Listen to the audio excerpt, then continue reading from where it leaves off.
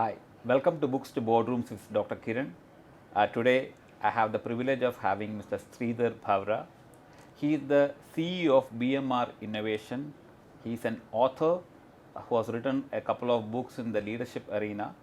And in today's interview, I would like to focus more on the organization, what he's having, the role of leadership, and how he see these things changing in this market. So, Mr. Sreedhar, thanks a lot for your time. Thank you. Thank you for Welcome having to Books to Boardrooms. Thank you. Sreedhar, can you just give me a little idea what exactly is BMR Innovation does? BMR Innovations is basically we focus on two areas. One is leadership, which is eternally a very important area. Even whether it is business leadership, wherever that is, leadership is the core essence of the entire progress. And the second thing is we help companies, whether to bring funds, whether to expand themselves. So these areas we also keenly look into, and we help companies. Also, we are working with governments. Governments also sometimes they need foreign investments, companies to come in, technology to come in, so that their overall GDP and the employability becomes much better. So we are working with few governments as well. So BMR Innovation is more of a consulting, focusing on innovation, leadership, and finance. Correct. So when you work with government, I know that you are closely associated with the government of Goa. Yes. In promoting innovation and entrepreneurship. Can you just throw some light on that?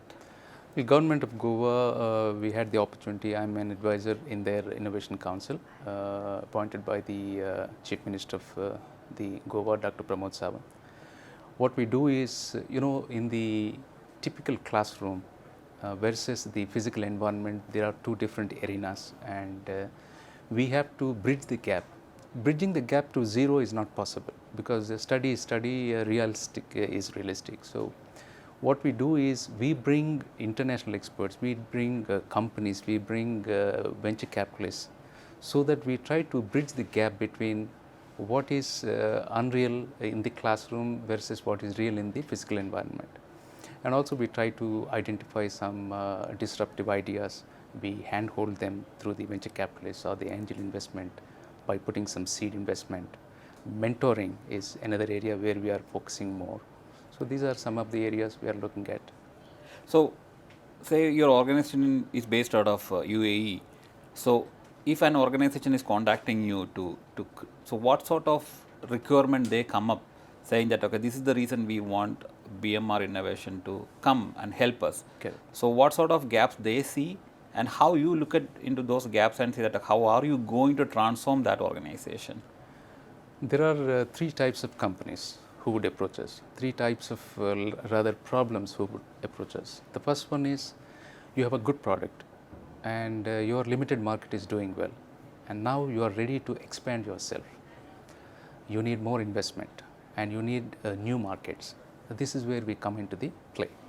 We then connect them to who can be a likely partner for them if the value system is aligned between this and the new, and then there is a collaboration that is formed, and then some investment is made, and then they will be taken into the other markets.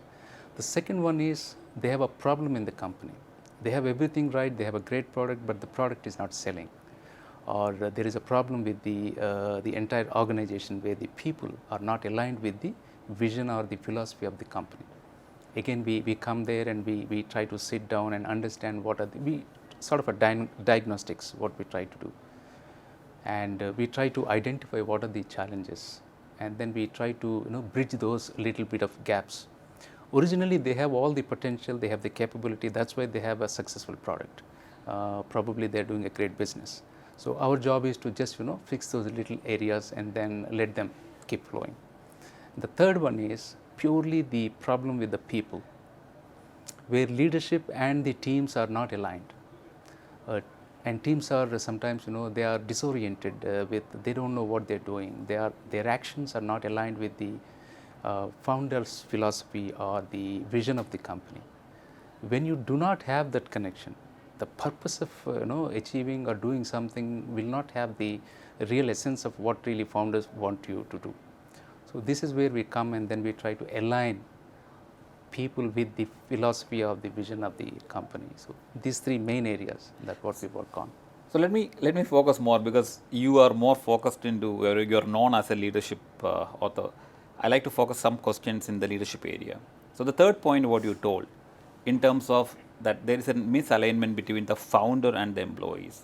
Okay. So is it, you see as a gap as a leadership quality in the founder, or is it the gap in the top management, the founder has appointed, and their misalignment with the employees? So where you see the gap and why this gap is creating? You know, what happens is when you reach certain milestone, your leadership may not be actually as greater as it was before.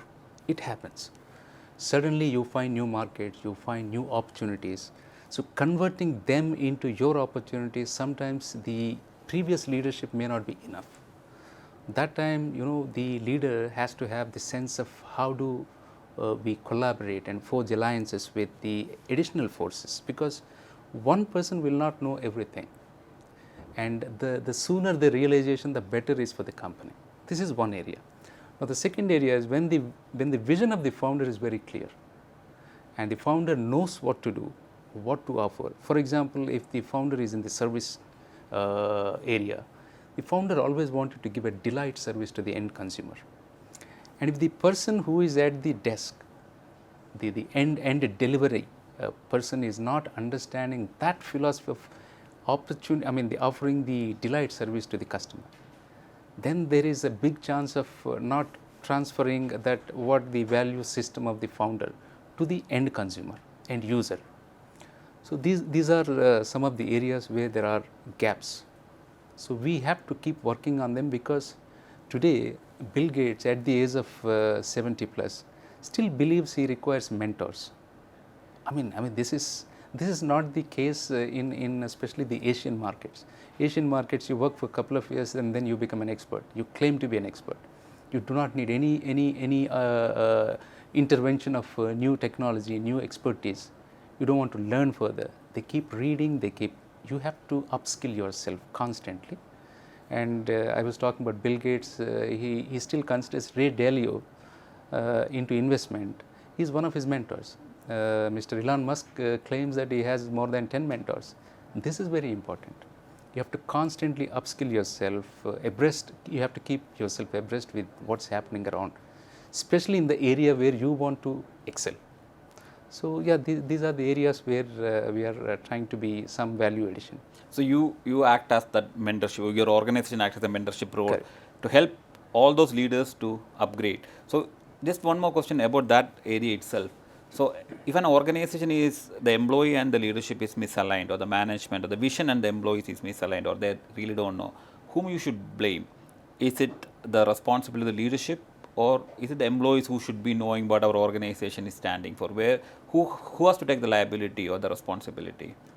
This is a very, very relevant and pertinent question. I'll tell you why. I'm sure you're also mentioning the culture of the company. Yes. Many times what happens is leadership always tries to blame the lower sections. Culture, the misalignment, the vision, the philosophy, everything is top-down approach. The culture is actually set by the top layer. It is not set by the lower layer. It is not a bottom-up approach, it is top-down approach, culture. The founder ensures this is my philosophy of the company. This is how my company wants to work. This is how my employee will be treated. This is how my customer will be treated. These are unnegotiable elements for a founder. And if while he is talking something, but he is not implementing that into his real life. For example, he says an employee should not be working for more than 8 hours. But then every month he insists that he has to achieve the targets no matter what. And these guys are working invariably for more than 12 hours a day. You're not following what you're saying. So these are areas. At the same time, sometimes founder is giving all the effort to pass it down to the lower layer of the company. But there could be some fringe elements where they don't understand these elements. And within interdynamics, within departments, within teams, there are certain clashes. But the fundamental reason for all this is the founder is not creating the circle of the safety. If the lowest employee of the company is never ever threatened with his job, even when she or he is making a mistake, even if she or he is lack of some knowledge, still that person should have the feeling of I have my founder back. He's going to encourage me. He's not going to fire me. The moment you bring this kind of a sense of security in the minds of the people, in the minds of lowest form of the employee, suddenly the performance level becomes much more, it is no exaggeration, it becomes absolutely different level. So, now when you say that, okay, now what you told is leadership plays a very important role in creating that culture, bringing that environment, understanding and accepting. So, do you think that leaders do accept that that's a gap, because that's where you come into the picture? But they need to, so when you do a full diagnosis, Yes. and then you identify that a lot of changes has to be brought in from the leadership level, are they receptive? Do you find sort of resistance, and how you overcome those resistance? Because unless they are not ready to change as per your recommendation, then your organization will not perform, because they are not ready to accept it, and then the result will not be shown. So you want the leader to change. So how you manage that scenario? This is the challenge. This is the real challenge. Two things here. One is we have to step one step ahead. First of all, let us look from the perspective of the leader. Now, leader who is spending money, who is investing money, who is paying salaries, who is also taking the loss, who is going through a lot of nonsense, to be very honest. And leadership is one of the most thankless jobs, to be very, very honest. Now, leader is going through all this, his product is not being sold, and every month end his expenses are not going to just disappear. In that frame of mind, you come and say these things, it may not make greatest sense to that person. So you have to balance. There cannot be a sweeping change right on the day one. You have to be very, very careful, understand what is the leader's challenges. As a leader, you have your own challenges, and you have to understand what are these challenges. Based on those challenges, you have to come up with some midway approach. Any change you cannot just force right on the day one. It has to be gradual, it has to be organic, and then at the same time the acceptance of these challenges. Yeah, it's not easy, because a leader always thought that that person is in charge of this baby. So obviously some outsider comes and tells, then easily for a leader to say is, this guy doesn't understand what I'm going through. Hence the doctor of these problems should be able to do that proper analysis and understand what are the challenges of the leader, so that it is easy. Now leader is also realizing that this person is able to understand my challenges. So that becomes a different scenario. I think that's really great what you told right now, because first of the leader is the person who is going to appoint you or your organization for your service, and if you go and say that the whole problem lies with him, he's not going to take it in a nice way. But because you told that you do a full analysis, and then you try to understand the circumstance and scenarios of the leader also, and then you put it in such a, show him that the benefit the organization is to get by implementing those change. I think that requires a lot of experience, and because I think your previous industry experience in Panasonic and other organizations is definitely LG is going to, because you've been in that position, you managed people. I think that will definitely help you. Correct. So what I think that I'd like to wind up this interview by asking one very important question. As I told you, the leaders need to accept that there is a gap, and then they need to invite you, which they are not able to see. Then you look from a third point and your understanding in. But not necessarily all the leaders are ready to call. Sometimes they feel or calling a consultant because it's an incapability of them. So keeping that in mind, what will be you wrote quite a lot great books about leadership. So you've been in leadership position. Your professional life is in leadership. You wrote books about leadership. Right now, you are working with multiple organizations to understand the talent gap and providing strategies for bridging this gap. From all these things, if I need whoever is watching get a free advice from your side, what should leaders basically should do? to have a conducive working environment for the organization to flourish? I think they have to clearly have two layers. One is the finite layer, the other one is infinite layer. What is finite layer is your numbers, your targets, your monthly deadlines. These are finite. But you have to have an approach of the infinite leadership, which is you keep comparing. I always say it's not bad to compare with what are the good forces around. If a company is doing good, if a company is having greater products than your products, I think you have to start admiring that. Only then you are able to compete with your own resources. So competition is with yourself, comparison with the others. Why competition is with yourself is because you have your own challenges of resources, investments, ability to expand yourself, or whether or not you can put money into the R&D so that you can bring a greater product than the competitor. So competitor is always a worthy element for a good company. This is one of the biggest strategies. Why Tim Hortons is always next to Starbucks? Because Tim Hortons is obviously a Starbucks in US that is to Canada. But Tim Hortons also believes it is greater to be right in the vicinity of the Starbucks, because they also believe they have almost at par with the Starbucks. So to have a worthy competition, so that it is always a greater opportunity for companies to learn. This is the only way you can develop. And the second thing is to have this infinite approach. You have to have a vision that is never possible today. This is why it is called vision. It never exists. For example, United States, after the revolution and everything, the founding fathers of United States, they put perpetual idea of all people are equal. Do you think that is what is happening in US? No.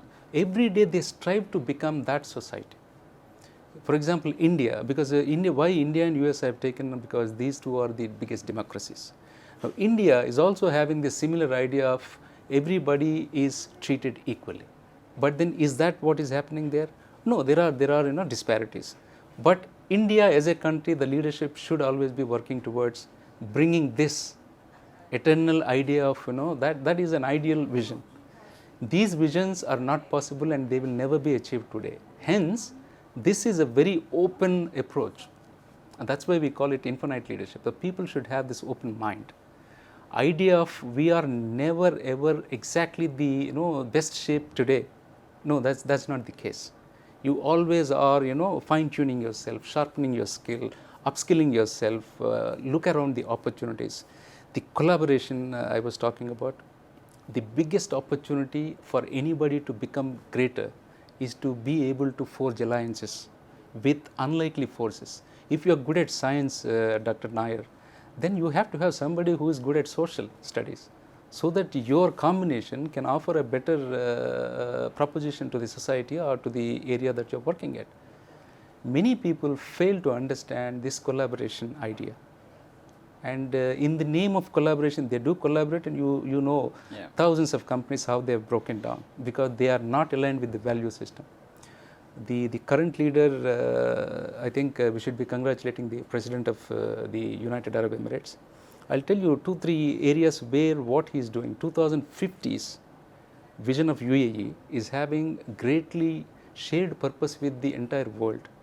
Now, the President of the United Arab Emirates had already had the vision of sending a person to the space, a probe to the Mars, opening a nuclear reactor here.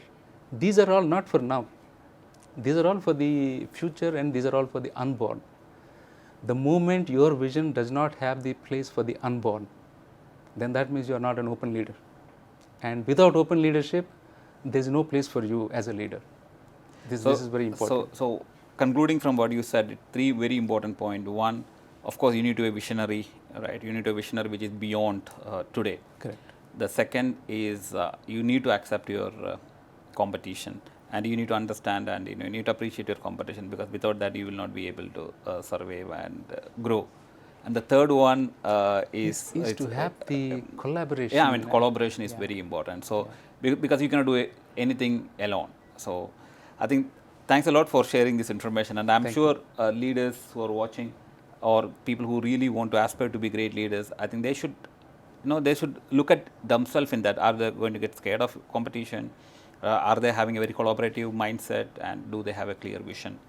Thanks a lot, Sreedhar, for taking your time. It was wonderful talking to you. My pleasure. And I wish you all the very best for yourself and your organization in bridging these gaps in this market and make organization a great organization to work with. And I must say, Dr. Kiran, you're doing a great job bringing the experts in here, and selflessly you are trying to share these this is a noble approach. Thank you. This is something that I'm talking about. This kind of leadership is going to do a lot of benefit for the society, and eventually you will find how to monetize this. But your noble idea of sharing your expertise, bringing the experts, and then making them share their expertise to the society, I think commendable. Thank you. Thanks a lot. That's my purpose. Thank you. Thank you. Thanks a lot for your time. Pleasure meeting you. Thank you. Thank Bye. you.